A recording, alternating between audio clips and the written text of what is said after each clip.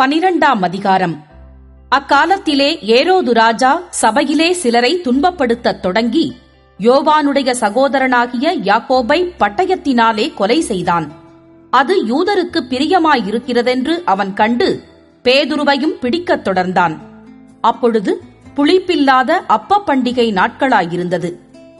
அவனை பிடித்து சிறைச்சாலையிலே வைத்து பஸ்கா பண்டிகைக்குப் பின்பு ஜனங்களுக்கு முன்பாக அவனை வெளியே கொண்டு வரலாமென்று எண்ணி அவனை காக்கும்படிக்கு வகுப்புக்கு 4 போர் சேவகராக ஏற்படுத்திய 4 வகுப்புகளின் வசமாக ஒப்புவித்தான். அப்படியே பேதுரு சிறைச்சாலையிலே காக்கப்பட்டிருக்கையில் சபையார் அவனுக்காக தேவனை நோக்கி ஊக்கத்தோடே ஜெபம் பண்ணினார்கள். ஏரோது அவனை வெளியே கொண்டு வரும்படி குறித்திருந்த நாளுக்கு முந்தின நாள் இராத்திரியிலே பேதுரு 2 சங்கிலிகளினாலே கட்டப்பட்டு 2 சேவகர் நடுவே நித்திரை பண்ணி கொண்டிருந்தான். காவற்காரரும் கதவுக்கு முன்னிருந்து சிறைச்சாலையை காத்துக் கொண்டிருந்தார்கள். அப்பொழுது கர்த்தருடைய தூதன் அங்கே வந்து நின்றான். அறையிலே வெளிச்சம் பிரகாசித்தது.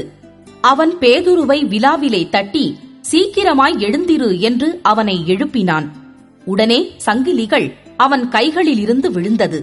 தூதன் அவனை நோக்கி, உன் அறையை கட்டி உன் பாதரட்சைகளை தொடுத்துக்கொள் என்றான்.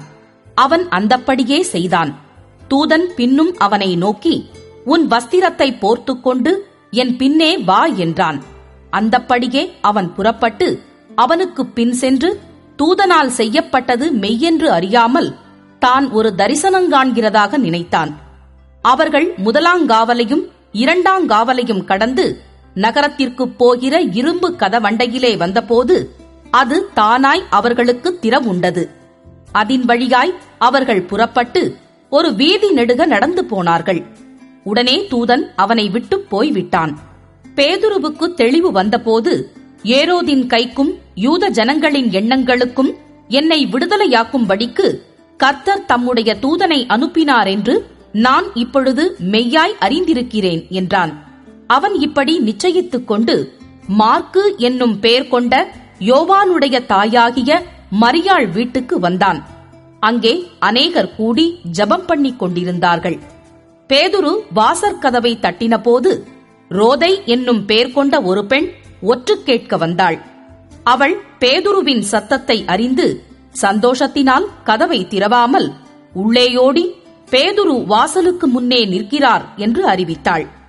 அவர்கள், நீ பிதற்றுகிறாய் என்றார்கள். அவளோ அவர்தான் என்று உறுதியாய் சாதித்தாள். அப்பொழுது அவர்கள், அவருடைய தூதனாயிருக்கலாம் என்றார்கள். பேதுரு பின்னும் தட்டிக் கொண்டிருந்தான். அவர்கள் திறந்தபோது அவனைக் கண்டு பிரமித்தார்கள். அவர்கள் பேசாமல் இருக்கும்படி அவன் கையமர்த்தி கர்த்தர் தன்னை காவலிலிருந்து விடுதலையாக்கின விதத்தை அவர்களுக்கு விவரித்து, இந்தச் செய்தியை யாக்கோபுக்கும் சகோதரருக்கும் அறிவியுங்கள் என்று சொல்லி புறப்பட்டு வேறொரு இடத்திற்குப் போனான். பொழுது விடிந்த பின்பு பேதுருவை குறித்து சேவகருக்குள்ளே உண்டான கலக்கம் கொஞ்சமல்ல. ஏரோது அவனை தேடி காணாமற் போனபோது காவற்காரரை விசாரணை செய்து அவர்களை கொலை செய்யும்படி கட்டளையிட்டு பின்பு யூதேயா தேசத்தை விட்டு செசரியா பட்டணத்துக்குப் போய் அங்கே வாசம் பண்ணினான். அக்காலத்திலே ஏரோது தீரியர் பேரிலும் சீதோனியர் பேரிலும் மிகவும் கோபமாயிருந்தான். தங்கள் தேசம் ராஜாவின் தேசத்தினால் போஷிக்கப்பட்டபடியினால் அவர்கள் ஒருமனப்பட்டு அவனிடத்தில் வந்து ராஜாவின் வீட்டு விசாரணைக்காரனாகிய பிலாத்துவை தங்கள் வசமாக்கி சமாதானம் கேட்டுக் கொண்டார்கள். குறித்த நாளிலே ஏரோது ராஜ வஸ்திரம் தரித்துக் கொண்டு சிங்காசனத்தின் மேல் உட்கார்ந்து அவர்களுக்கு பிரசங்கம் பண்ணினான். அப்பொழுது ஜனங்கள், இது மனுஷ சத்தமல்ல, இது தேவ சத்தம் என்று ஆர்ப்பரித்தார்கள். அவன் தேவனுக்கு மகிமையைச் செலுத்தாதபடியினால் உடனே கர்த்தருடைய தூதன் அவனை அடித்தான். அவன் புழுப்புழுத்து இறந்தான். தேவ வசனம் வளர்ந்து பெருகிற்று. பர்னபாவும் சவுலும் தர்ம ஊழியத்தை நிறைவேற்றின பின்பு மார்க்கு என்னும் மறுபேர் கொண்ட யோவானை கூட்டிக் கொண்டு எருசலேமை விட்டு திரும்பி வந்தார்கள்.